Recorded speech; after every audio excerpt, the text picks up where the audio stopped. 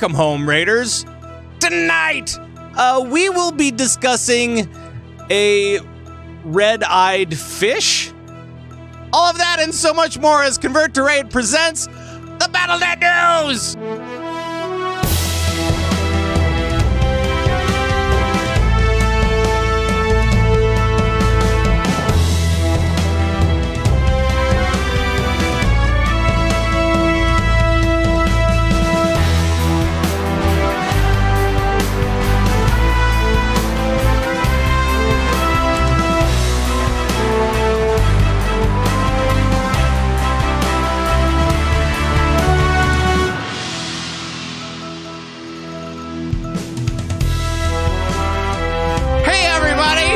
And welcome to the show.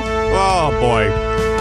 From the Battlenet News broadcast bunker in Minneapolis, Minnesota, today is August 28th already. Oh, my gosh.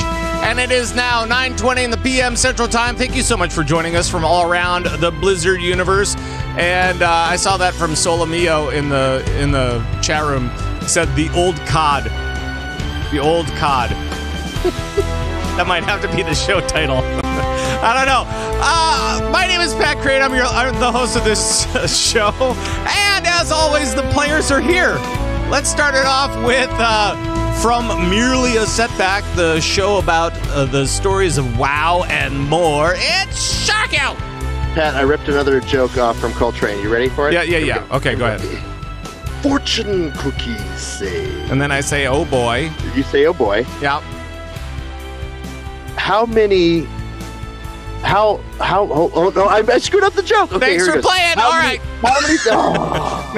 How many tickles does it take to make N'Zoth laugh? How many tickles does it take to make N'Zoth laugh? I don't know.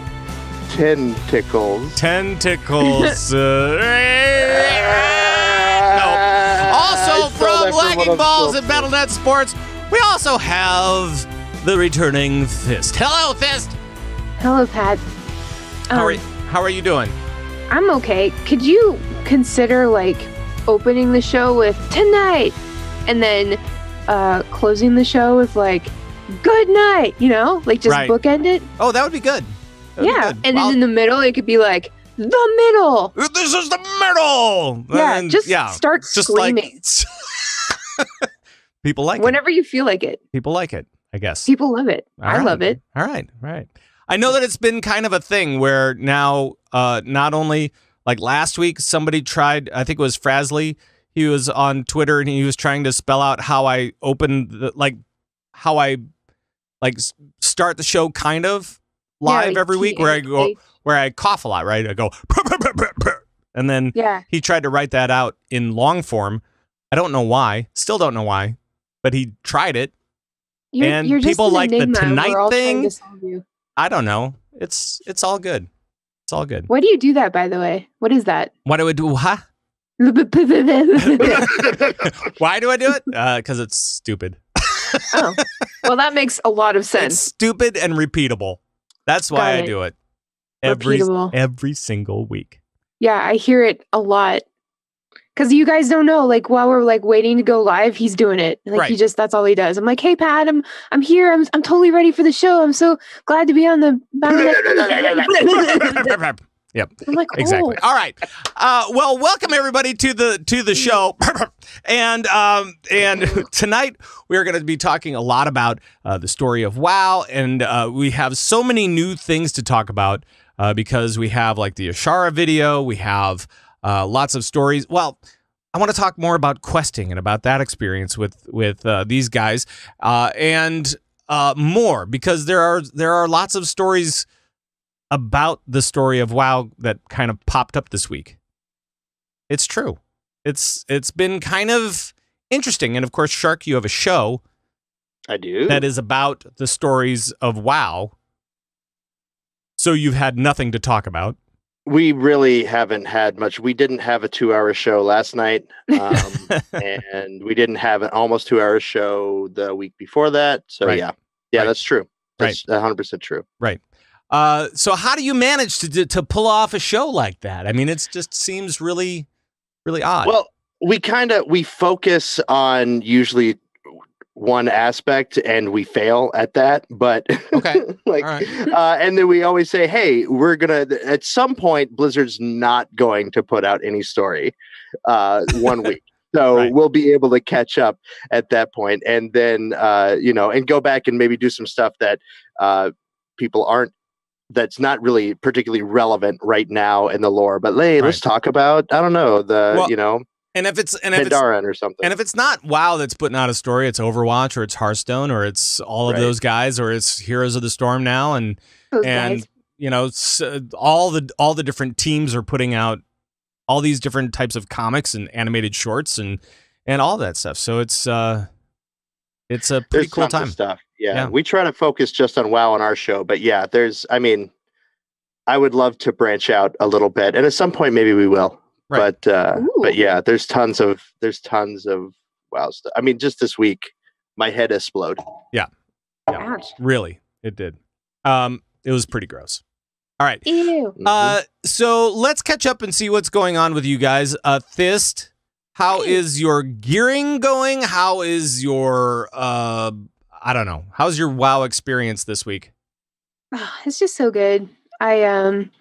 I've been doing some mythics. I've got some really good drops this week. Like the RNG was way too good for me. I felt super spoiled. I'm thinking about like eye level 333 at the moment. Wow.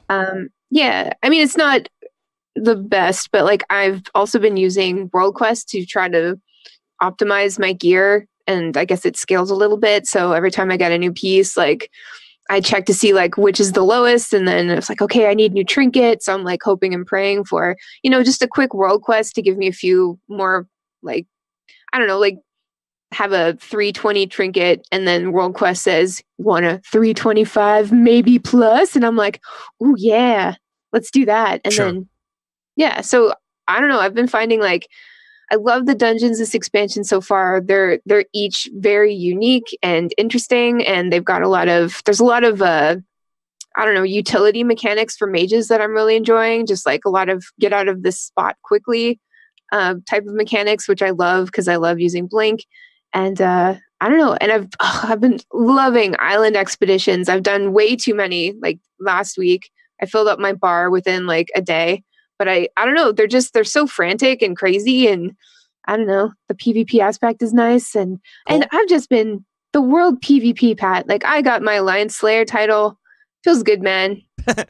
Well, and we'll be talking about PvP in a little bit as well, because there was a change. It was a hot fix really on all of that stuff.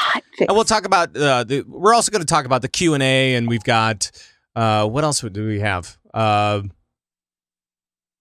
Some other stuff. I don't know. I don't even know. We'll just kind of roll through it. We'll see what's going on. Oh God, the show's doomed. Right. But we have to get our Ian Hazzakostas fix for the week, and we'll get some more on Friday as he does the keynote for PAX West. So that'll be fun. More than fun, Pat. You're saying that it's going to be important. Yes, to you, it's important. Least. It's fun.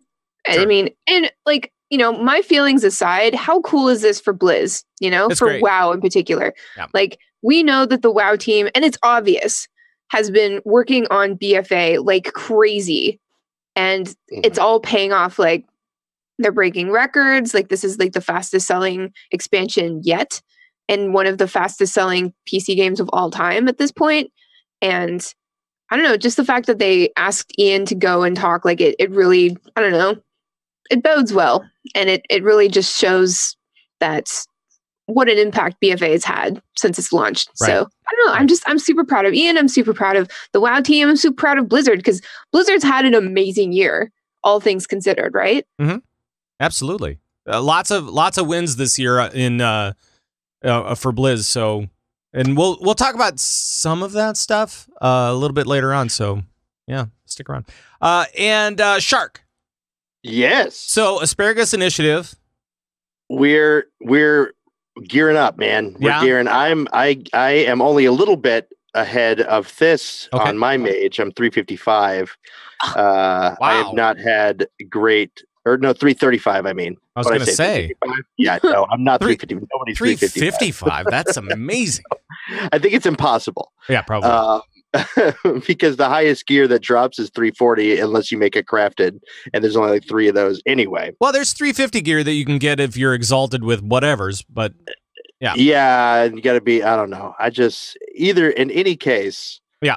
Yes, I'm 335, which is about what I think. It's going to be rough, I think, the first week of running like a normal for an average player.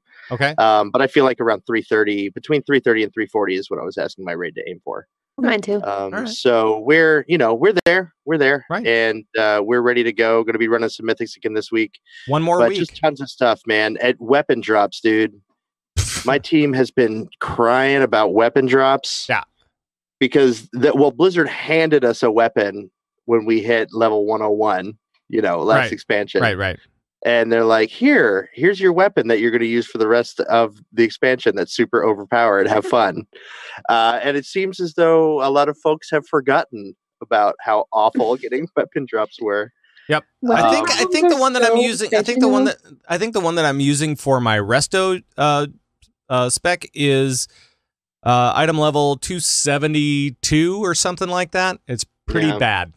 Pretty bad. Yeah, that's rough. And the thing that made everyone angry is I got a group together when I first hit 120, and my eye level was like around 270 something. I think. I mean, I was in questing greens. It was deplorable, and so like, yeah, we'll carry you through a mythic dungeon. And the first drop I got was a 340 weapon. Oh, nice. They hated me. Nice. So I had that I bet. time. But my trinkets are still poo-poo. So what are you going to do? But I will tell you this. You guys are well ahead of me, of course. So just a little bit about what I've been doing. So I got my Alliance Druid up to 120. I did not do anything else with that one, except for maybe run a couple of dungeons here and there, just in queue, just queuing up as a healer. And then what I did was I shifted over to my Horde. My Horde tune is now 120. And I'm sure that we'll be talking about this a little bit later, but I do want to bring up something with leveling. I had a very different leveling experience with my Alliance and my Horde. So with my Alliance tune, I was like, I'll try to make this brief. With my Alliance tune, I went through the different zones, and I just kind of did the thing. I don't think I did a lot of side quests or anything like that, but I tried to keep it to the story. But I'm sure that I did at the same time. But I thought it was really great. And by the time that I went through 2.5 zones, let's say, I was up to 120. Totally fine, totally normal, everything like that. For my Horde side Druid, I went and did all of the story. I did all of the war campaign as much as I could. And by the time that I was done with it, I was level 118. Wow. 118. Did you not have war mode on? I did not. I had it on for the first 2 levels. And then I turned it off because it had been more than a week, and I'm like, I just don't want to screw around. Did you have it on the whole time on the Alliance tune? Yes. But it shouldn't be that much difference. No, that seems strange. It shouldn't be that much difference. I'm guessing that I probably skipped more side quests than I should have, but yeah, I feel like on my Alliance side, I still have a lot of side quests to do. So I don't know exactly what it is. There's just like so many quests and so many side quests and now world quests and then just like so many things to do. It's hard to keep track. It really is. And now I don't know which one to gear up. I'm stuck not even in heroics for either of them. And I did something really dumb and I put my house on the market. And so real life has been challenging. All of my game life. And now you're just cleaning all the time. Things that are already clean. No, so my house is sold. The Battlenet News bunker is going to be going away soon. Well, I wonder what they're going to make it into after you leave. They're going to be making it into the I don't know, some kind of closet. Yeah, some sort of large closet. Like a utility closet? Torture chamber. Probably. All Dungeon. of the above. And I will be moving on, and I'm going to actually be moving in like a couple of weeks, which is also a nice challenge, especially with the raid coming out next week. I am going to be useless for for raid teams pretty much until after BlizzCon sometime. Well, it's not too bad, Pat, because the Asparagus Initiative has always been known to have a home for useless raiders. Oh, well, I was a part of it. Years, so, I was a part of it for a while, so of course it does. I will agree. And as soon as you guys get on farm, I'm probably going to be hitting you up. I'm sure tons of people would love to hard carry you, Pat. I did. Honestly, they would. The team has even said, like, "Hey, why doesn't Pat play on? Does he have who's he raiding with now?" And I'm like, Pat's just a big dumb loser. Right. So yeah, exactly. So I'm going to be moving in a couple of weeks. I'm going to be going to Northern California, not Southern California. So just letting you guys know. I'm not going to Blizz. I'm not going that way. But your house is going to be big enough that I can just sort of show up and stay for an undetermined amount of time. Maybe. Is it going to be that because we like the dream convert to raid home? It's going to be the convert. It's going to be the CTR complex. Wayward unemployed streamers and podcasters can. And it's just going to be all monitors along one wall, just all monitors, and then many computers, and it's going to be pretty great. Method has a house. Yeah, what's Method got Method that we don't? A house. Come on, you should have a house too. Yeah, sure. They can click buttons real fast and play games, but I'm entertaining. Damn it! Right. Yeah, and we also look really good in orange. So really good in orange, as we proved last BlizzCon.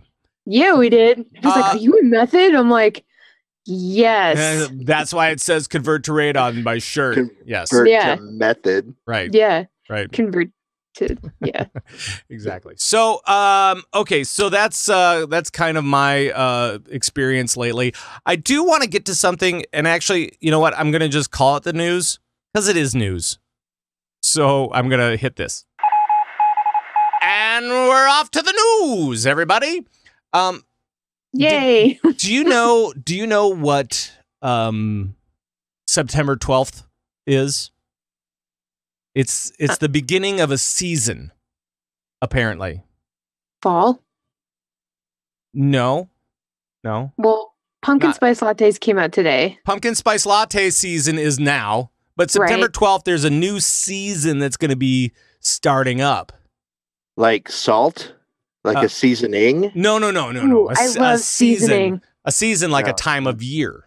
And that time of year is BlizzCon season. Apparently, and for that, so I was right. Salt. Yeah, salt. It is salt for some. Yes. So it is BlizzCon season, and as was announced earlier this week, I think maybe even today. I don't even know. But there was a new video with some of the best of BlizzCon clips, and they're announcing that the All Access show live stream to pre-announce what's going to be happening at BlizzCon is going to happen on September 12th. That's pretty cool. So the virtual ticket stuff starts up. So like all the pre-BlizzCon virtual ticket stuff starts appearing. There's some stuff that's public, some stuff that's just for the virtual ticket. You'll get behind the scenes. You'll get fun stuff. You'll get interviews. You'll get, I don't know. I really, really enjoyed when they did that last year. And it was cool that they kind of gated it a little bit, for lack of a better term. Just some videos would come out the next week and then the next week and the next week, and some would be public and some would be private. And it just it made the hype, although, the hypening didn't need any help being hype, way more hype than just normal hype. Right. Yes. If you want your BlizzCon hype, you can get it hyped on the hype channel of BlizzCon. Hype. Right. Right. So that is going to be September 12th through October 30th. Just kind of throwing that out there, and I'm sure that we may be talking about some of the stuff that they drop on that channel at some point, just because it's cool stuff. And it is cool stuff. And I'm guessing that they'll have like some of the panel stuff as well. And I hope so. And we'll find out maybe some special guests that are going to be there. And I mean, they're obviously not going to be giving big announcements like they would at BlizzCon, but they're not going to be like playing a new cinematic on September 12th. No, I don't think so. I don't think so. Yeah, I doubt it. Right. I love the day when they drop the BlizzCon schedule and then everybody looks at it and like, what is it? What's it going to be? Remember last year, the big thing was like, what's going to pop out of the giant loot box on stage? Right. Remember? Right. And what was it? It was like a streamer or something? Yeah. Or a pro player? I forget. It was, yes, it was something. I don't know. I remember being really disappointed because I was hoping it would be like Jeff Kaplan dressed as Winston or I don't know, just anything. Or like a lot of confetti or something. I don't know. Right. Anything but that. Just a lot of confetti. Jeff Kaplan in cosplay. It's somebody dressed up as Jeff. Yeah, or like a mecha, like D.Va's mecha just bursts the box open. Right. And then Jeff like shoots himself into the air with his little pea shooter, flips around, and then like stops in the air with like a pose, and you're like, how did he do that? And then he comes off like the stage, and it's like, that's a hologram. And then like Blizzard's like, this is our new holographic technology. With Jeff Kaplan. Yeah. With Jeff Kaplan. Our new Jeff Kaplan tech. Yeah. Jeff Tech. Jeff Tech. We up-resed his model. Yeah. Now Jeff can be anywhere and everywhere or nowhere, but usually in Irvine. He'll be at Coachella. Oh my God. Can you imagine? And he's dressed like I don't know. Oh, he's dressed like Junkrat. Junkrat. That would be a strong look for him. That would be good. Yes. That would be good for him. All right. So anyway, the BlizzCon live stream kicks off September 12th. So expect that there will be announcements and more stories up on the BlizzCon site, especially for those guys with a virtual ticket. And it should be pretty cool. So looking forward to it, and let the hype begin. All right, we are going to move on to World of Warcraft. A clever strategy. Oh, thank you.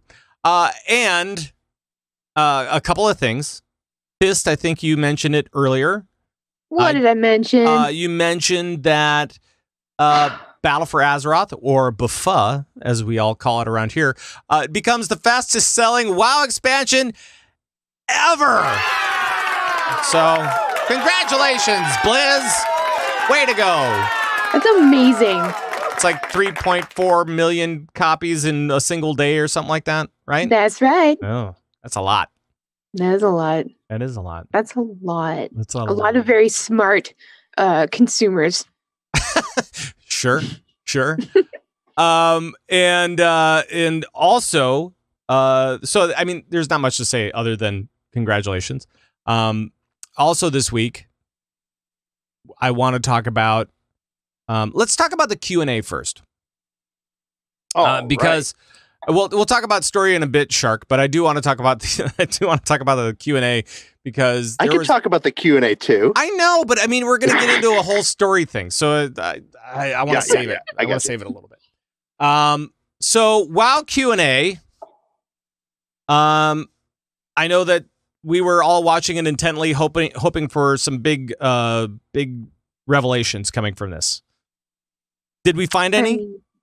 Well, they announced that Azerite gear could be traded. That was pretty big. People were pretty happy about that. Yeah, I'm definitely happy about that. Yes. Yeah. Azerite gear being traded is great. I want to know one thing though, because they kept on saying this throughout the Q&A, and I want to know what the power is called. I know that we're grinding AP. Are we grinding Azerite power, or are we grinding artifact power? Azerite power. Because Lore, the entire time, he was saying artifact power. And I think Ian was saying artifact power too. The entire Q&A I think that's what they're just, it's programmed into their brains. Yeah, it's confusing. Like, I keep saying it too. They've been living in this. They've been living in Buffa for a year at least. Yeah, but they've been having to deal with artifact. I was going to say Azerite. Oh God, I'm going to go mine some artifact. It's very difficult. So, yeah, at least, but it AP is AP. Maybe they should just take it out of the game and we won't have to worry about it. Oh, that would be great. I'm sure nobody would mind. I love like jumping into pools of Azerite and getting a buff and not having to worry about dying, like all the green stuff that I would accidentally fall into in Legion in the world. In the world? Yeah. All of the things, right? I did hate the fire lakes, like the green poo lakes. It hurts. It does. And it'd pop you off your mount sometimes and you just drown in it and you'd be like, what am I doing with my life? That's when you ask. All right. Yeah. Just making sure. It got to the point to where I wouldn't even go to the Antorus raid without a summon anymore. Oh boy. Like as the raid leader, I'd just be like, yeah, I'm doing some raid leading stuff. I'm inviting people and such. Can I get a summon? Because I don't want to die to the lake of fire in front of the spiders. I got it. Some other revelations that happened, as far as I can tell, during the Q&A on Thursday, was that Ian and Laura look very cute with matching shirts. Don't they? They do. Okay. Lore, his hat choice was, I don't know if it was all that great. It was perfect. It was okay. Hey, it made a statement, and it made the right statement. Made the you right wore a hat? Yeah, he wore a horde. He wore a horde cap. A horde hat. Yeah. So, it was a nice hat. Right. And we heard a lot about scaling in the beginning of the Q&A. I kind of zoned out a little bit during that stuff. Well, it was good for me just because they addressed some of the issues that people were seeing. Because right now scaling feels really bad leveling up. And I don't know if you've noticed this. If you're playing war mode, you might have noticed this because all of a sudden a 120 comes out to fight you and you're 119. So you're like, oh no, they're going to beat me. But you just overpower them because the scaling is really weird. Sure. Like as a 110 character, I am out DPSing 120s when I'm grouping as a tank on single target. Yeah. And it's not because they're not doing good damage or the right rotation necessarily. Like the scaling is just weird and it feels like it makes you weaker the more you level up. Right. So those were some questions that they started to address. And I might be a little bit hyperbolic and exaggerating, but it is, and they acknowledge that it feels bad. Sure. And if that's happening, they want to fix that problem. And it's a problem they've always had is how the leveling process is going to be and what you should feel like.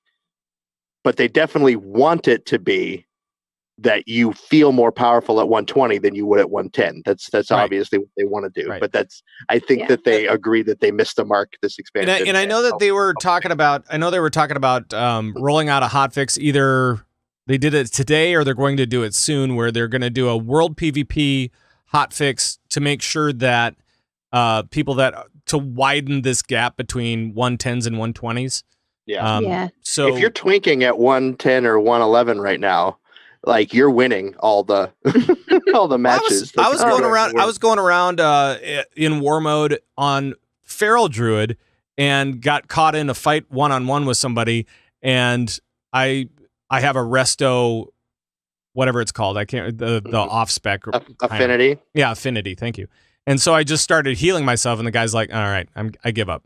I'm gonna go away now." Right. I'm like, okay, cool. I experienced that world PvP thing. I was with a friend. I was 120. My friend was like 116 or something like that. And we were fighting this rogue, and I'm looking at our numbers, and he was just blowing me out of the water. And I felt terrible because, like, I talk a big game. I'm not the best PvPer in the world. You're 4 levels behind me. Exactly. So I'm just like, at least, I'm definitely going to outnumber him as far as deeps goes, but I didn't. And it was confusing. And then I felt like I'd done something wrong. And I hate that feeling. Aw. You did nothing wrong. Don't worry about it. So if you've noticed this, folks, You're not bad. We promise you. I was so angry when I was like at this point, like 330 geared. I was going into a normal dungeon to help my my girlfriend level. And one of my players brought his alt that was like at 116. And I'm like, all right, let's do this.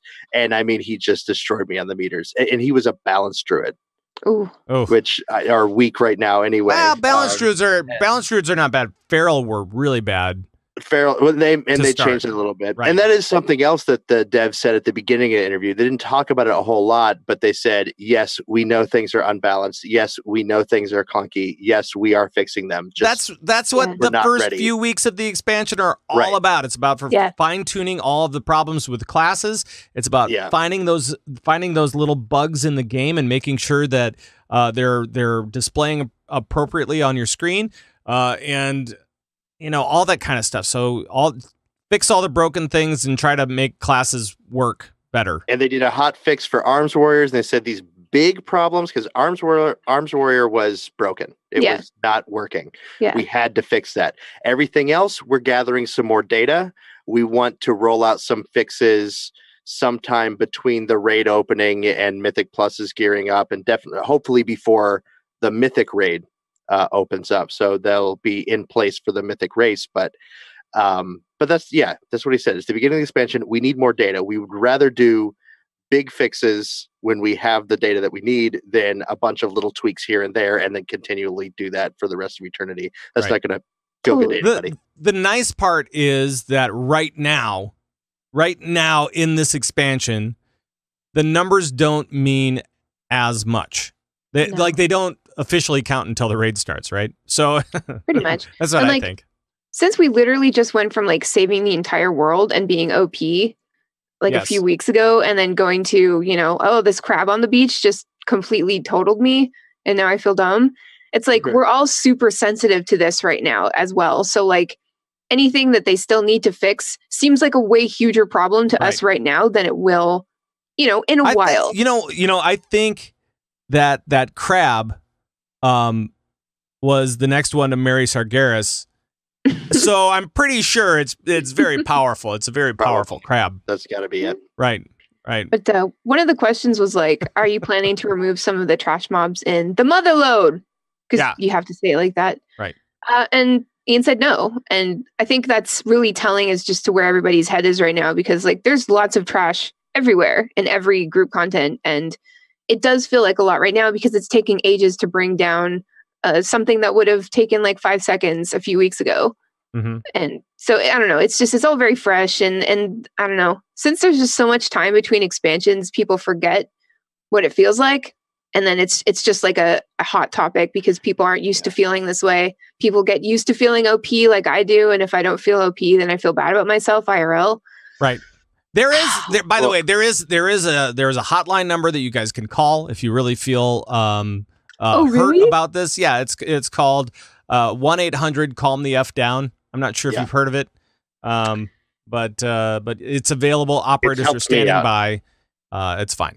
It helped me out a lot. I actually was talking about this with my raiders a little bit when we were doing some dungeons, and I think it's really cool that Blizzard is taking trash and turning them into their own boss, especially in 5-mans. Because when you start doing Mythic Plus, the trash normally is harder than the boss. You need to know how to pull the trash. You need to know what to pull, what to sheep, when to burst your AoE, when not to, depending on the affixes that you have. Like, it's, I think, really, really good that the entire dungeon is a challenge rather than trash being a waste of time in between bosses. I've always hated that about the game. Like the trash on Alliance side for Pat, you remember when we were raiding with in Siege of Orgrimmar and the Klaxi trash that the Horde got to skip? Yeah, right. It's the worst. It is. The absolute worst. And it took us 20 minutes to get through that hallway. Right. Sucks for you guys. And but we managed to do it. I mean, don't get me wrong. We're good. It's just it takes a little bit. And it was just time. It wasn't a challenge. It was just time. Right. Yeah. It's time that we can never. It's time that we can never get back. Right. That's the problem. Now in these 5-mans, it feels not as so much as it's time is that we didn't wipe it all on bosses, and we wiped to trash 3 or 4 times running a mythic because we pulled another group, or we did this, or we didn't do. So personally, I like that it's a challenge and that it's going to become more of a challenge in Mythic Plus. I would rather be challenged and it to be something difficult to overcome than for it just to be a time waster. I agree. Yeah, that would be good. That would be good. And let's see, what else did we learn? What else did we learn? There was a lot about scaling. There was we talked about the group finder add-ons and the auto accept stuff, right? And yeah, that was that's a thing. Basically, they want you to do your world quests. Yeah. TLDR on that one, right? Just they didn't. Womp. Yeah, right. Sorry. I never used any of those things, so I didn't even really know what they were talking about. But I've had some people explain it to me. I used it for the invasions and such. You know, for those big. But I was traveling as a bear. Super fast. I was doing world quests as a bear for the most part, so I would just go in and just start fighting them, and then usually somebody would join me. So I was like, okay, that's cool. But for the invasions, I think like right now everybody's doing world quests because it's giving out relevant rewards. You know, like gear you can actually use, and like Azrite that you need to build up, and rep that you need to build up, and all that. So like even if you have to go out and do all of it yourself, you're probably not going to be alone, you know? Right. And they've got that cool new feature where if it's like a wanted world quest, you can literally just click on like the quest thing on the screen. There's a little like green eye, and you find a group, or you just make one yourself. Right. And they clarified the difference with it. They didn't take away the auto accept the auto accept button completely, just for these quests where you could auto accept, and it would, you could basically sit there AFK, and 10 seconds later your bar was filled up because everybody in that group was killing stuff for you. That's what they took it away from. If you're looking for world bosses or the elite blue bosses, that you can still click a group, you can still get auto accepted into that, because you're probably going to have to do something, at least tag the boss or be there to be able to do it. So that's some clarifications with that. But yeah, I think it's a good change. You should have to play the game. Yeah, you should have to play the game. I agree. It's just it must be so hard because there's all these like delicate things like mob scaling and like wanting people to be able to consume content easily, but also not too easily, so that they don't run out and then start complaining about no content. Right? It's a balance. Right. Well, and they were speaking of scaling, they were also talking about at max level how mobs scale their armor with your eye level, right? So with your increased eye level, they'll have higher armor. They won't increase how hard they hit or whatever, but they'll have increased armor, but not at the same rate as how powerful you're getting. So you'll still be able to crush them in a little bit anyway. So don't worry about it. Well, and something else I found interesting, they said, while we're on the subject of World Quest really quickly, but they were talking about the rewards being efficient, the rewards being worth it. And they're like, well, I mean, if you're a hardcore Mythic Raider and you're geared out in all 355s, and one of the reasons why we didn't give boxes for the emissaries where you actually see what the reward is for your emissary is because we don't necessarily want you to do that content if you've quote unquote graduated from it. If you're in 355 boots and you see that 355 boots are there and you already have all your rep and there's no reason to do a world quest, you should do something better with your time. That's so fair. I like that. I like it a lot too, because one of the biggest complaints any raider has had in a long time is like, oh my God, I feel like I have to do these dailies. I feel like I have to do that. And Blizzard is now like actively saying, I feel like, no, there's no reason for you to do this. Don't do it anymore. Focus on raiding. If there's some AP, go get that, because that'll help you, level up your neck, and that can help you with raiding. But this stuff over here, it's worthless. Don't do that. There's no reason. It's good. Don't waste your time. So I'm all about it. I'm about it too. Me too. All right. With that, we will move on to the story of WoW, because we have a few different things that we need to talk about with as it concerns the story that we know, the story that we've been introduced to recently, with the Azshara video and stuff like that, and also a couple of interviews that I kind of wanted to at least mention really quickly, and then maybe jump off a little discussion from there and see kind of where it leads. It'll be a little bit freeform, so not gonna lie. I don't do well with freeform. All right, I gotta switch my hat to the other side. It'll be a little tough for some folks. But first of all, I kind of want to bring up the Azshara video. So on at Gamescom on the 24th, they showed the Warbringers Azshara video, and guys, I'm just gonna say this: it was as amazing as the first two, which were amazing. As amazing or more amazing? It's well, it was definitely Jaina's more still my favorite. Sorry, Jaina was pretty cool. Still my favorite. Song. We were talking about this in guild chat, and yeah, people really love that song. It's so good. What is it? The Beware the woman, the daughter of the sea. Daughter of the Sea. Yeah. No, the song is great. It's gorgeous. Yeah, but. Some people liked it. Some people... I would have played at my funeral or something. You know what I mean? Like I want that to. Yeah, exactly. And so people were saying it was really great. The Azshara video, what that did was it really introduced this really dark, very, very dark souled fish. That's all. Flappy boy? Flappy boy. That's what people are calling him. It's Zappy boy and then Flappy boy. Flapping in the beginning and then blah, blah. Right. So Azshara meets up with a fish, and the fish says, "I will turn you into a fish," and that's kind of what happens, right? No, that's not what happens. Isn't that what happens? No. Doesn't it like start with the Great Sundering? Like she's trying to protect her people in her city, and I think that's the coolest part where it's just like trying to protect her people, though. Yeah. And she says no, and she stops the water from coming in on her folks. Yeah, like even though like Azshara doesn't really care about anybody. She does care about her people, you know, and she cares about her kingdom city. And her power. Yes, her kingdom and her power. Yes. So she's like, she throws up like a big wall, like a big arcane wall or something, and she's like, we talked about that a little bit on the show last night. What I think is Blizzard has never really had like a true chaotic evil bad. You know what I mean? We've had there's Garrosh. He wasn't even really chaotic evil.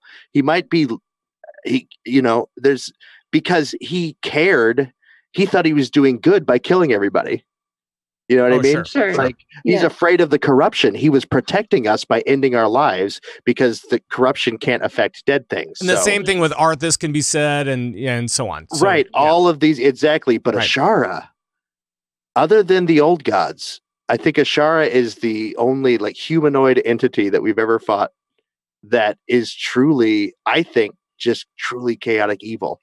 Yeah, she's truly so incredibly selfish that she only cares about her own power and how to make. I mean, and it's incredible because I didn't see that starting the video. You see her, and I thought she was trying to save her people. I'm like, oh, they're putting some humanity in her. This is the gray, that we're looking for. The morally gray. Even Azshara is going to be morally gray. Okay, great. Let's see it. Yeah. And then when it comes to her talking to the old god, and she's like, and he's like, serve me. And she goes, no. Right. And then she goes, but instead take my people.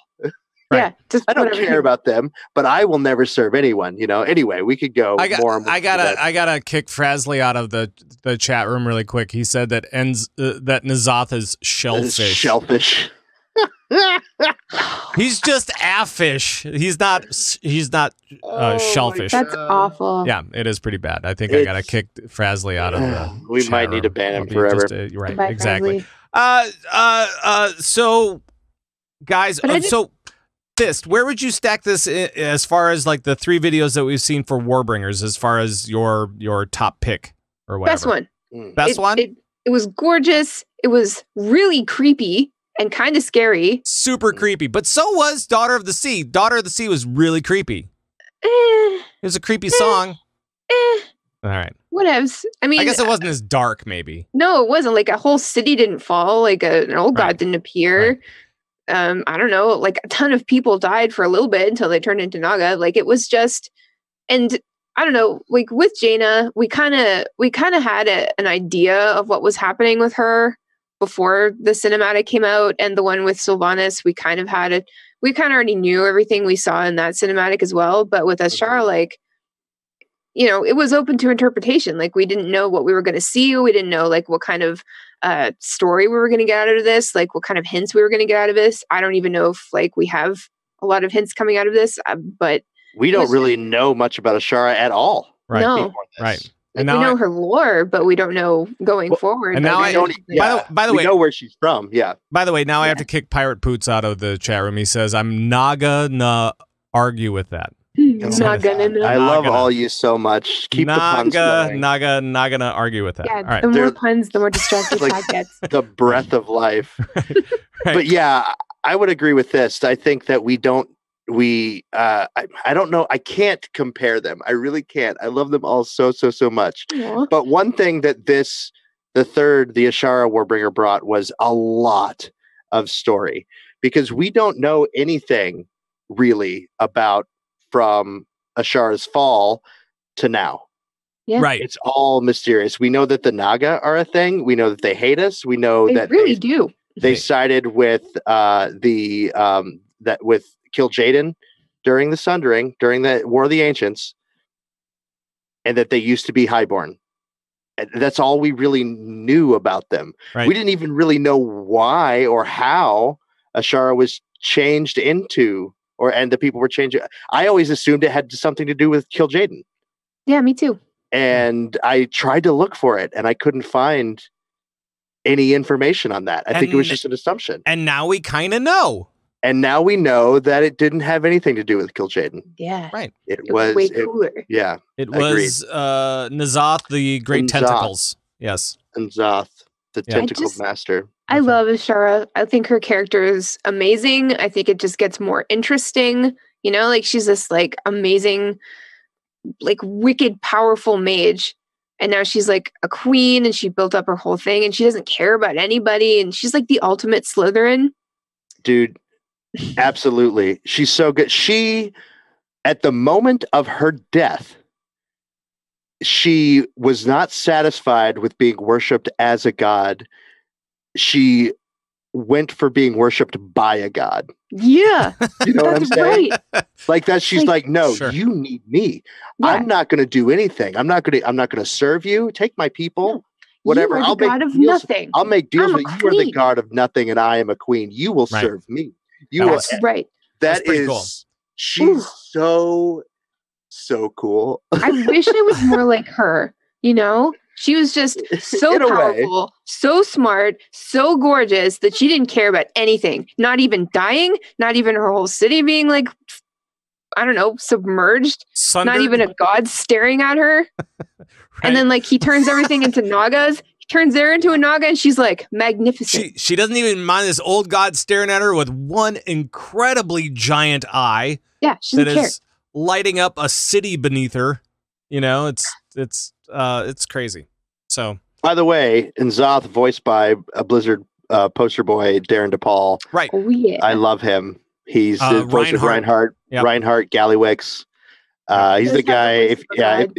If you watch any videos of voice actors from BlizzCon, you'll see him. Yes. He's an incredible guy too. He was actually at BlizzCon last year, and he was on the Overwatch announcement. Candies, remember? Yeah, he was. Yeah. Everybody wants a candy. Right. And so, and he donated 5 minutes of his time to do an interview for me that we played at the end of our show when we did the BlizzCon episode, and I was so. Like, he wasn't supposed to do it. He was supposed to be on break, and he was like, "Oh, you've been waiting here all day." He was such a nice guy, really cool person. So nice of him, and you were so excited. I was so happy for you. I was giddy. I was up there for like 3 hours, being like, "He said he'll be here. I'm gonna wait. I'm not leaving. I want to talk to Darren." Right. So it all turned out. That was great, and sure did. This thing all turned out as well. I thought the video was great. So, I think everybody will have their favorites, but I think this has to be it's a very powerful animated short, and it will stand out in this expansion. And it also means that we're going to be fighting. Well, we know that we're going to be fighting Azshara, coming up in the second raid. In the second raid, she will be a boss, and apparently it's somewhat like Gul'dan was. So yeah, that's what people are thinking. There's lots of speculation, and I honestly think that's what Blizz said. Well, they said, I don't know if they compared her to Gul'dan. They said we're going to be fighting her in the second raid. Okay.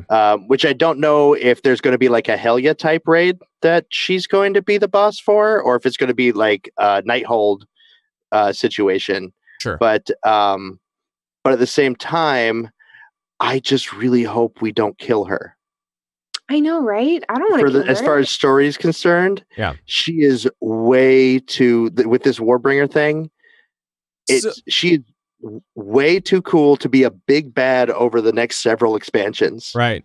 You know what I'm saying? Here's a thing for you, just a little deal for you. So if we fight her and manage to, like, I don't know, just like knock her out and move on to the next thing, whatever it is, are we going to be fighting N'Zoth? And if we are, and we manage to somehow destroy N'Zoth, right?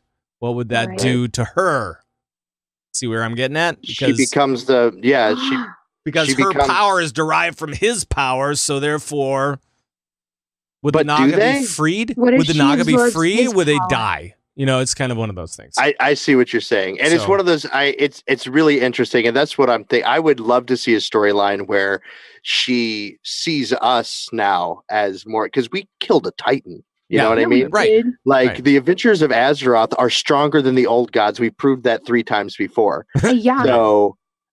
So this idea, like she even tries to team up with us, or she allows herself to be captured so that she can aid us in destroying N'Zoth. Or maybe she's trying to fight us, but we still beat N'Zoth, and then she's snapped out of it and brought back as a high elf queen. Yeah. Again, I think even if she was a high elf queen, she's bad. She is the evil. Yeah. She's and I love it. I love it so much because I've been wanting that. Even Arthas wasn't that. You know what I mean? Like we haven't had a truly evil to fight. Sure. They've all had some sort of redemptive value, and I feel like she's the emperor in Star Wars. Right. There's nothing to love about her, and she's just so bad and awesome. And then fantastic. So we're gonna pick her up. We're gonna pick her up at one point and throw her down a shaft. No, maybe. Right? I don't know. If she decides to ally with us, then that means that we get to play Naga, right? Does that wait? Hold on a sec. I know why the Naga are so mad, because they can't wear boots, so they don't. Their eye levels will never get above a certain level because they can't wear boots. They just put on one on the end of their tail. They can just tie them together and have them like flapping at the end of the tail, like that's what you would call a flip flop, I guess. Baseball cards and bike wheel spokes. I don't know. I don't know how it works. All right, let's move on because I want to talk about a couple of different things. There were a couple of different articles. One that came out, a couple of different developer interviews or some such. So there was an article talking about. Wait, what was it? There was a Forbes article talking about the Battle for Azeroth story, where the author had an opportunity to talk with senior designer Steve Burke and senior narrative designer Steve, how do you pronounce his last name? Denuser? I don't know how you pronounce it. But that was kind of a cool little thing, kind of talking about the story of Buffa, about Battle for Azeroth, and about how it's different on both sides. And it is very different on both sides. I've played both sides, and I gotta say, I like Alliance better. Ouch, Pat. I'm just saying. Why do you do that to me? This just the story, though. Let's be fair. No. I mean, I like Alliance better, and I like the Alliance story better. and the playing experience. Oh, you just like the Alliance better? Oh, and the story. Okay, because that hurts. No, that hurts me. I'm leaving the show. No, I think the Alliance story just is a little bit more held together a little bit better. Oh yeah, you think so? Yeah. Is that what you think? Yeah. I just kind of am like, why is the Horde trying to get with these people? Really? I mean, they started all this crap in the first place. They burned the tree down. They did all this other stuff, and now they're oh like, my God. Are we going back there again? Like, do we have to bring this up again? Such a pain. Do we have to debate this again? I just don't get it. But we need their ships, Pat. I think that the princess is really cool. She's awesome. Talanji's the best.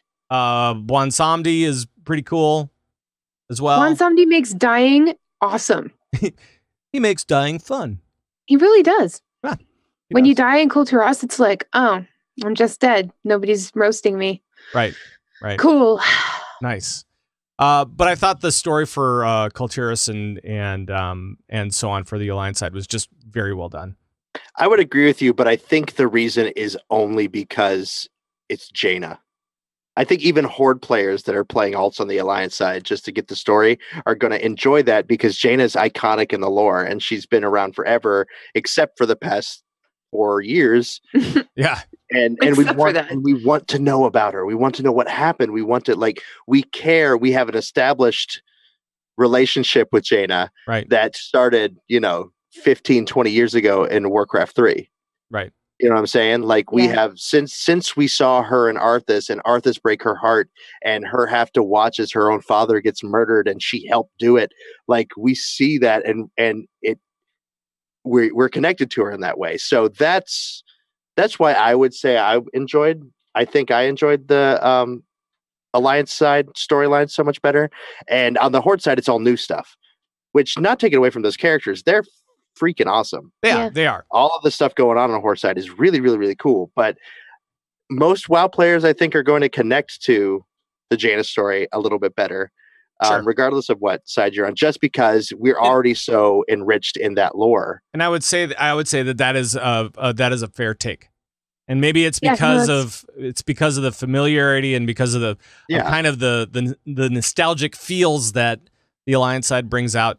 The commitment we've already given to that storyline. You know what I mean? Like we're committed to it. Right. And that's kind of like, it parallels just why this whole expansion is so meaningful and exciting to everybody, because like we have a long-standing relationship with a lot of the characters that are involved this time. Yep. And not to mention a long-standing relationship with the conflict between our factions.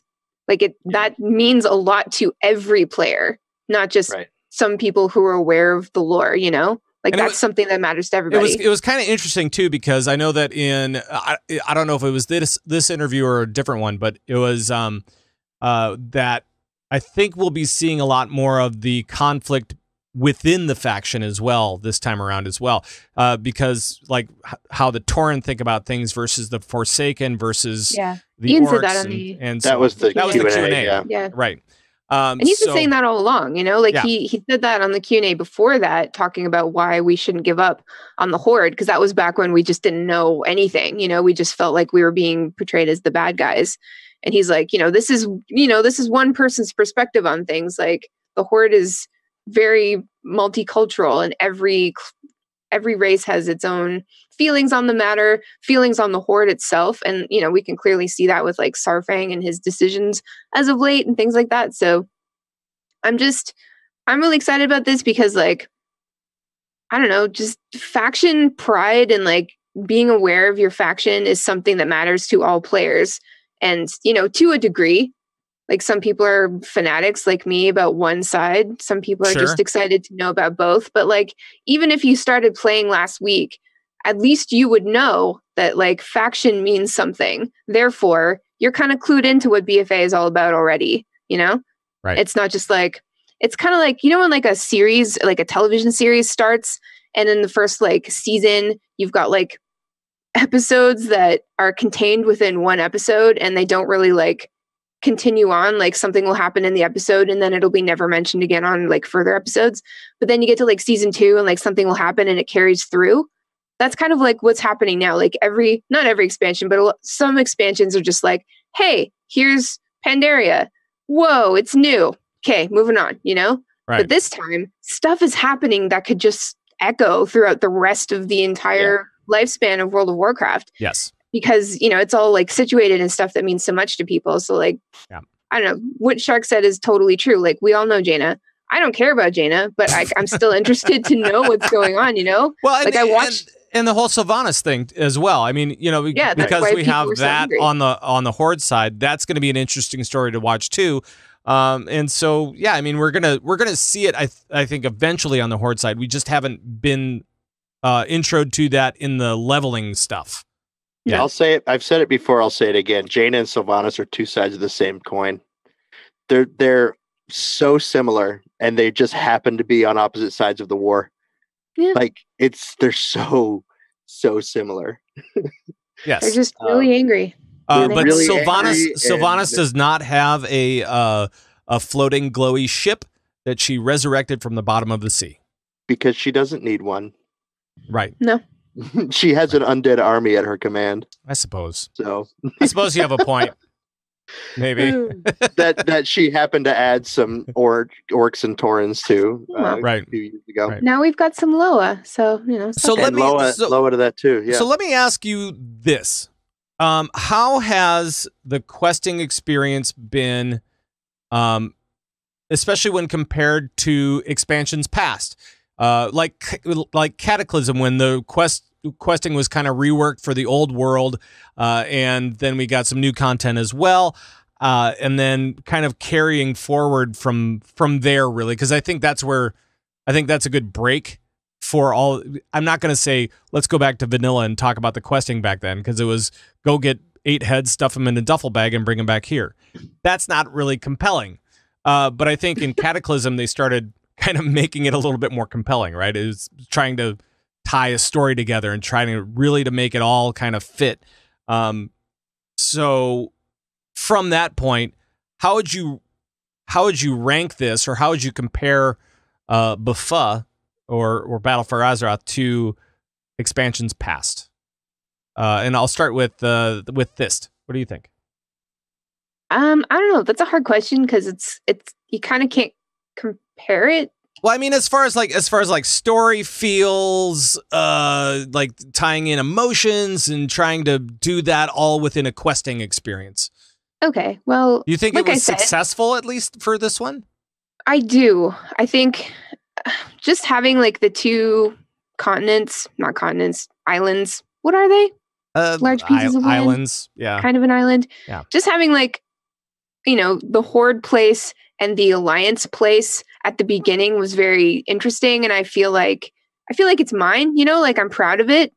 But then when I go to Kulturas, I feel, you know, kind of cheeky. I feel it feels dangerous. I like that feeling, you know, like I feel like I shouldn't be there. I like seeing like evidence of Horde just like moving in on this enemy territory. It makes me feel good, and just I don't know, like I'm so like amped up on faction pride that a lot of the questing, especially on Kulturas for Horde, obviously, has sort of like fostered that, which really works for me. Like that's like one of the main driving forces for me. And, you know, of course, like turning world PvP into something that like, I don't know, garners quests and gives you rewards like quests do is also really, really encouraging to me. Like I'm not leveling is probably one of my least favorite things to do in WoW. Like okay. I still love it, but I'm an end game kind of girl. Sure. But this time around, like just because like it's catering to what I care most about in game,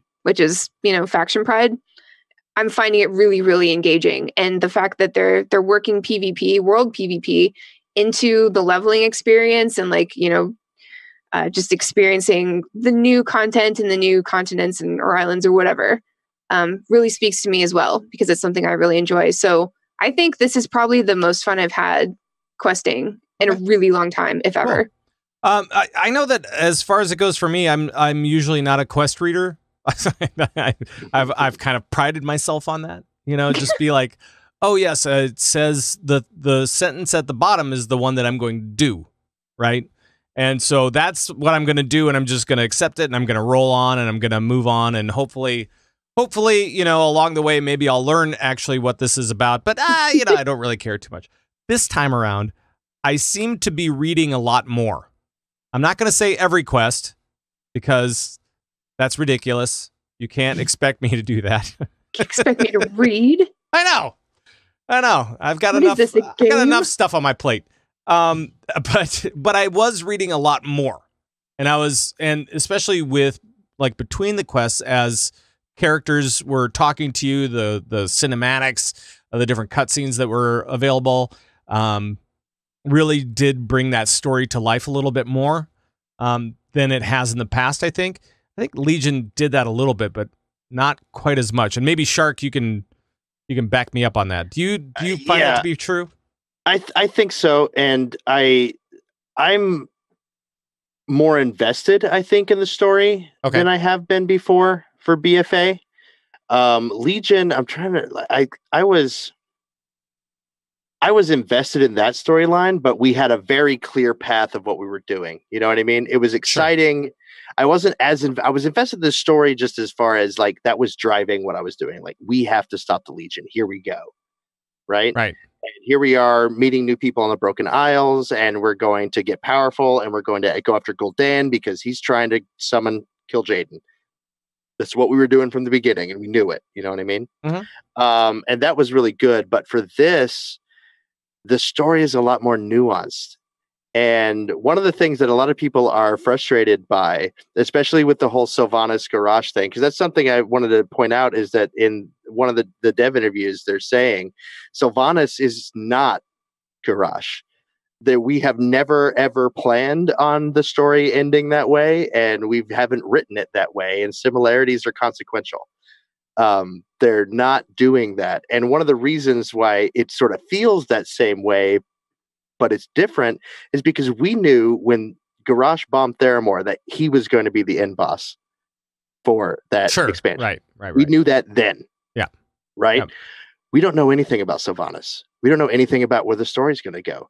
Right now, she's on the back burner. She's not big in this. We know her. We know she's up for something, but we don't know what. I mean, she's doing something. Sure, but she's not being talked about. No. Horde side or Alliance side. No, Alliance have bigger fish to fry right now. Everybody's talking about Azshara and N'Zoth right now. Right. And so there's lots of stuff. And now that we're seeing that, and our characters haven't quite seen that yet, but we have seen bits of it. You know, it's all over. The Old God influence is all over the place on both sides. And we aren't stupid. Neither are our leaders. We know that there's some of this stuff going down. So I think it's a lot more interesting because it's a lot more. You don't know what's going to happen next. Yeah, it's very suspenseful. Yes. Right. We don't know what's going on with Sylvanas. And apparently, in one of these talks, and I think it was the Gamescom one. So at Gamescom, this is where the developer was talking about how Sylvanas was not going to be Garrosh 2.0 or anything like that. Also said this little key phrase was that the Battle for Azeroth story is very long. Yeah. And so and we don't know what that means. And we're at the beginning. We are at the very beginning. This is going to be a very long story. So says, I can't remember who it was now, but, they said it. Maybe Michael it was Bybee. Oh, yeah, Bybee. And so I don't know what that means as far as how many raids we're going to have this expansion. I don't know what that means as far as how long this expansion is going to be. It could. I know at BlizzCon they mentioned that Thrall and Vol'jin were both going to be characters in BFA, and we haven't seen them yet at all. I have my suspicions as to how we will see them and what's going to happen. But Juan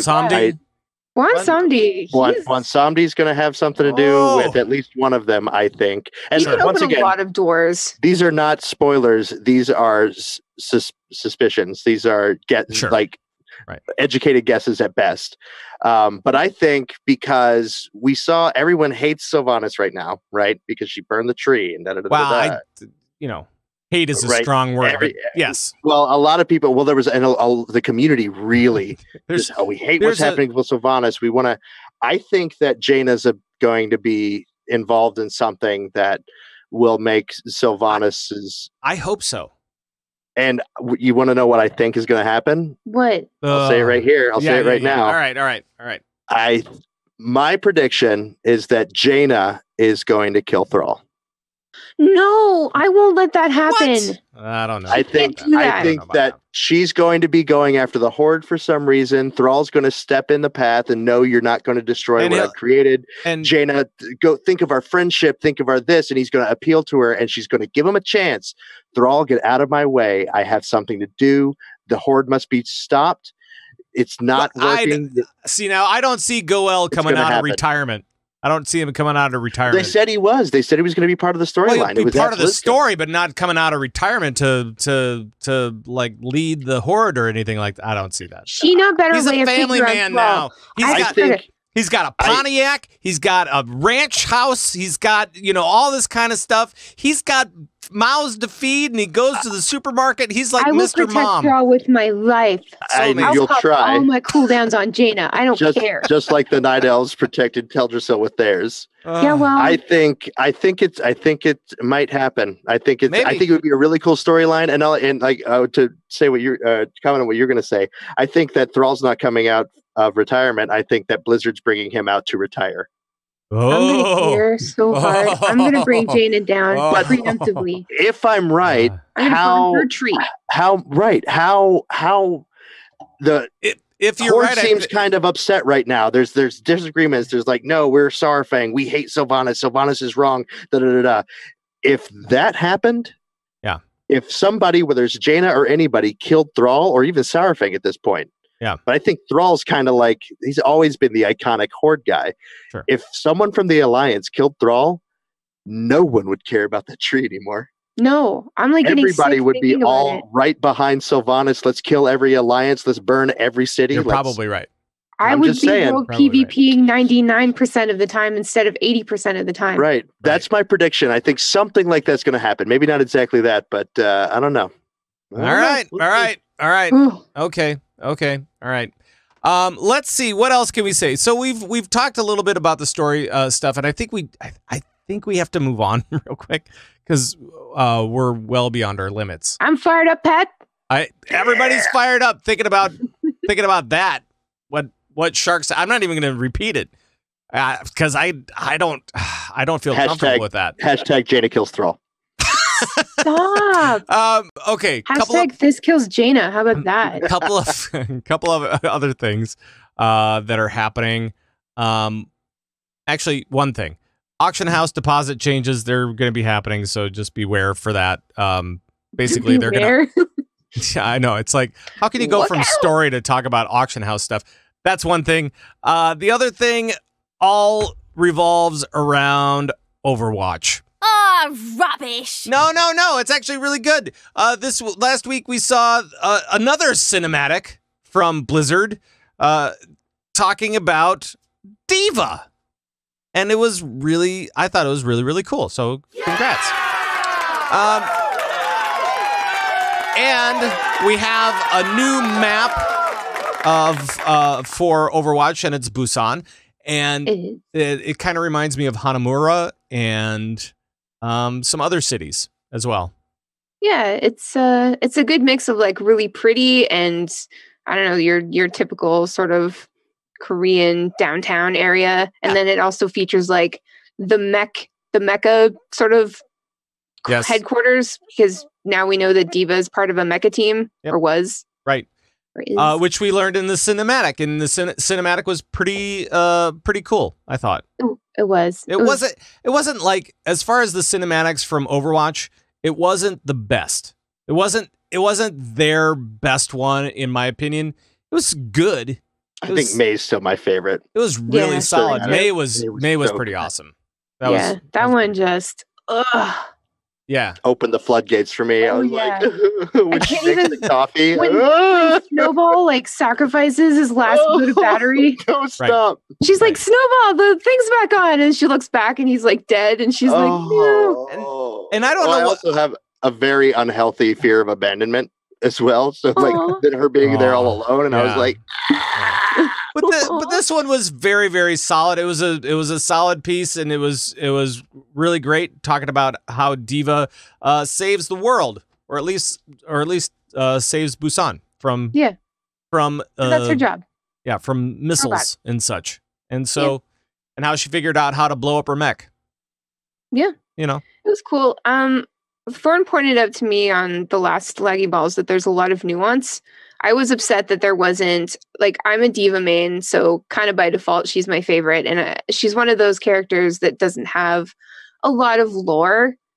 And I was, with D.Va being on the key art for Gamescom, I assumed that she was the one who would be getting the cinematic. And I was right. And I was super stoked on it. And I was hoping, what I was hoping for was like, seeing D.Va as an esport player and then seeing her like joining the army and then like learning how to kind of a backstory type of thing. Exactly. And then seeing her like become a movie star and all that stuff. And I wanted to see Gremlin D.Va, I wanted to see her like playing video games and eating junk food. Like I wanted all of that, but that's not what we got at all. And like the way that she was acting, like her character came off a lot more like somber and normal than I thought that she would be.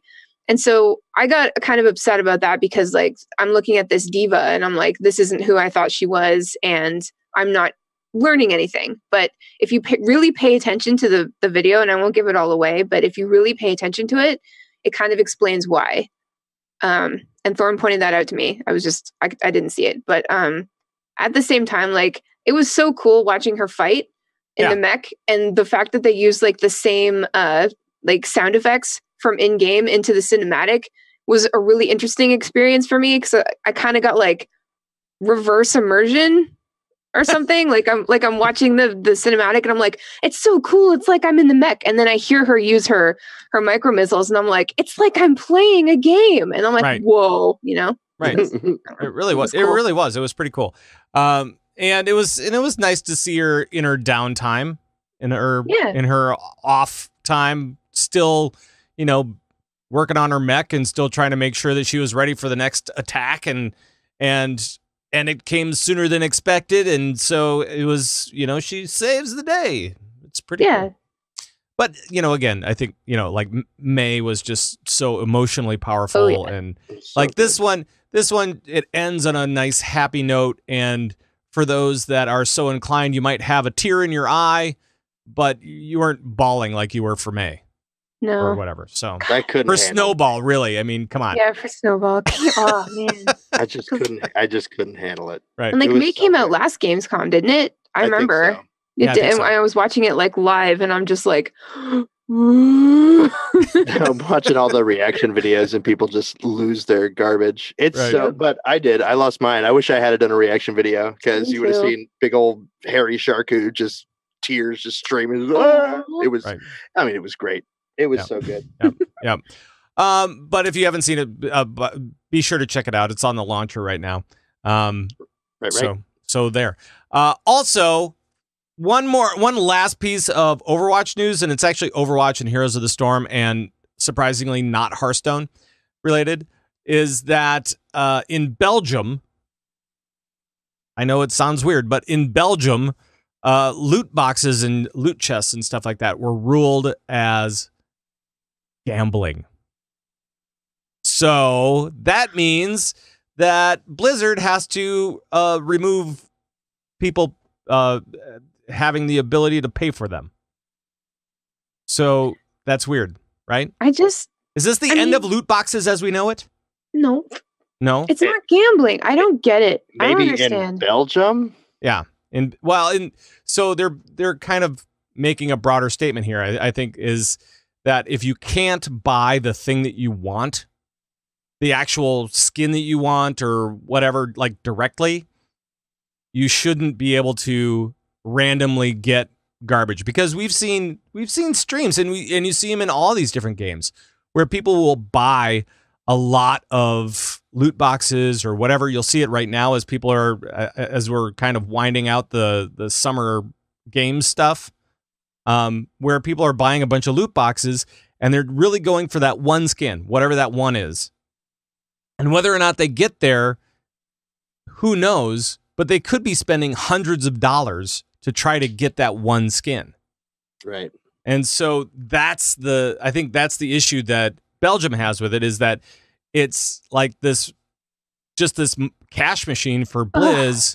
It's just... I understand. And I think that it could be no matter what, as long as you can buy the actual skin.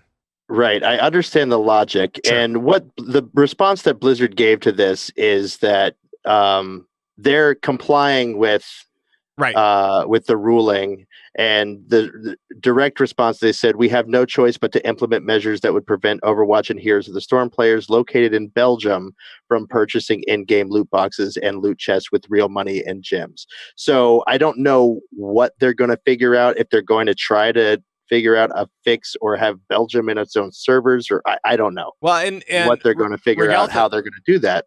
Regalthus in chat says that they believe that the way that Belgium goes is maybe the way that the EU goes. The rest of the EU's goes. So and maybe, if the EU goes that way, then maybe other European regions servers will start to do something. So, I mean, it's kind of one of those things where this could be the end of random loot boxes that you can buy with real money. You can still buy with coins or whatever, but that's for like fake money. That's for like earned coins or whatever. Yeah. I do not believe it's gambling. It's pixels, and it's just like buying a pack of Magic cards. Yep. Which is also gambling. So therefore, Magic cards are out in Belgium. They're out. It's not gambling. What are they going to do in Belgium? You're buying a random. You're getting something for the money that you spend. You're getting you're getting a random item from the store. Yep. And it has value whether you already have the item or not. You can dust it and then use it to, make something else later. In all of these things. And that's the funny thing is that you pointed out earlier that we haven't really highlighted on, but this is not the same for Hearthstone. Right. They said it was for Overwatch and for Heroes of the Storm, not for Hearthstone. And I'm not sure if it's just because Hearthstone wasn't in this particular case in front of the court or what. Maybe, but it's the same system. A loot box is a card pack. Yep. It's the exact same thing. So I vehemently disagree with the ruling that it's gambling. As does Blizz. As does Blizzard. And, personally, I don't know. Obviously, and I'm what I say doesn't matter at all because I, A, don't live in Belgium, and B, I'm not on the gambling commission. But it's sad. It's sad to me that this system is misunderstood the way that it is, because I don't think it's it's kind of one of those things too when you see like, I don't know, Zuckerberg in front of Congress, whatever. You see a bunch of old guys trying to understand what the young guys are doing and not understanding the point at all. Yeah. And so this could be another case of that, but who knows? I think whoever's in charge of this decision probably really sucks at HOTS and Overwatch. And he's like, oh my God, I'm just going to ruin this for everybody. But I really like Hearthstone, so that's going to be okay. Right. So he's great at Hearthstone, and he's like, I just don't understand Heroes at all. Every time he tries to play Overwatch, he just sucks. Right. If we really want to get... Sorry, I was going to say, if we really want to get rid of gambling, we need to shut down the international stock market. Oh boy. And then good with that. so I'm saying trading stocks is gambling. Anyway, moving on. I'm going to go back to more gambling than loot boxes. I'm going to go back to the other joke. All right, I know. I ruined it. I ruined like 7 jokes tonight. And I'll just say this. The judge was really good at Overwatch until Hammy the Hamster came in and ruined the entire meta. Now he's done. Yeah. That's going to take away fun for everybody. Right. What a jerk. Right. So there. Anyway, it's sad. Anything else as far as any of the other games go? Because we should probably get out of here. It was a fun discussion, though, guys. Yeah, it was. It was a fun discussion. And with that, I'm going to play the music, and we're going to get out of here. But before we do, I want you guys to tell the folks where you're at, what you're doing, and what's going on this week for you guys. I don't know. You know what you're doing. Shark. I'll have you go first. I am on a podcast. It's really Setback. You can find us at Setback Podcast on Twitter or email us at setbackpodcast@gmail. I don't know why you would do that unless you wanted to talk to us. Anyway, that's where you can find me Monday nights at 9 on twitch.tv/Setback Podcast. It's fun. There you go. Setback podcast stuff. And Thyst, how about you, buddy? Hi. You can find me on Battlenet Sports with you, Pat. Yeah. We talk about esports. Yes. I talk about WoW and Overwatch esports. Yes. You can also find me on my show, Lagging Balls. We talk about Blizzard games, and it's real cool. And we're doing a giveaway. We're giving away 1 free year of WoW to somebody who really, really needs it. So if you're a person who really needs it, check us out, and you'll find out more. All right, there we go. And tomorrow we're going to be talking about Overwatch All-Stars on Battlenet Sports. Right? That was good. Are we going to do yeah. that? And we're also going to talk some WoW Arena. Are we also doing that? Well, that's coming up soon. Yeah. When is that coming up? What's the date on that? September 14th, I think. Oh, maybe not tomorrow, but soon. We can mention it. Like, It'll probably just be mentioned it in passing. happening right as I'm moving. That'll be Most awesome. likely. That'll be awesome. All right. So for me, Battlenet Sports, Battlenet News, it's all at converttoraid.com. Why? Because Convert to Raid brings you both of those shows. And also, you can find me at Pat Krane on social media, and that is with a K. There we go. So I'm going to bail on this music, and I'm going to play this one. There we go. And if you guys would like to talk to us, please do.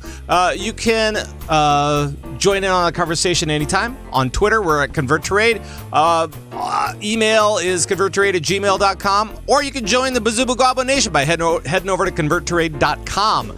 That is where we have all of the show downloads. We have the audio. We have the video. We have Discord information. Guild stuff is up there. And more, and we're building more kind of in the background as well, which hopefully we'll get to announce in an upcoming podcast. So there's even a section right now that is called the Convert to Raid Podcast Network. It features such shows as Lagging Balls and Merely a Setback, and many other shows from our regulars here at Convert to Raid. That is going to do it for the show. Shark, thanks. You're welcome. Thyst, thank you. You are welcome. Twitch chat, thank you guys for always saying stuff. Trolling me. There's a hashtag Jaina's still a dreadlord in there. Thanks for saying stuff, guys. Thanks for staying stuff and being weird and all that kind of stuff. And for all of you other guys out there, thank you guys for picking us up. We really do appreciate it. No matter whether you're listening to us in the car or at home or at work or whatever. I guess it's time to get back to it now. Sorry. But we'll be back next week with another fun show right here at converttoraid.com and all that kind of stuff. So until next time, bye-bye, everybody. Bye-bye. You can say good night. Good night. I didn't say that. I should have said that. Good night. Then they would have thought, did he say tonight again? No, I said good night. Whoa, and then you just like start the show over? And then I would say, good night. We have many other stories to bring you, including how Pat ran into another door again. If you run into one more door, I swear to God, I'm going to call the authorities. It'll be a trifecta. Yeah, I will. Can't take care of yourself. I know. I've been so stressed with this move thing. It doesn't mean you need to Naruto run around your house. So I think that we're finally past the big stress stuff. Yeah. So my wife actually lined up a massage for the both of us for tomorrow. And so it'll be because my shoulder has been awful. Just your shoulders, or just like a full body situation? Well, it's like the whole, like, I don't know, torso essentially. No, it's full body. I know it. You're gonna have to like strip. They're gonna put a teeny tiny towel over your butt. Yep. And it's gonna be like some really like handsome, muscle-bound Swedish guy. That's the hope. That's the dream right there. Yep. He's gonna rub like oils and stuff on you, and you'll be like, "Is that all that really necessary, sir?" He'll be like, "Shh." I'll be like, "Hey, Olaf, going a little low there, pal. Let's stick to the back parts." And like, he won't know what you're saying. I'm sticking to the back parts. English. Right. That's gonna be awesome.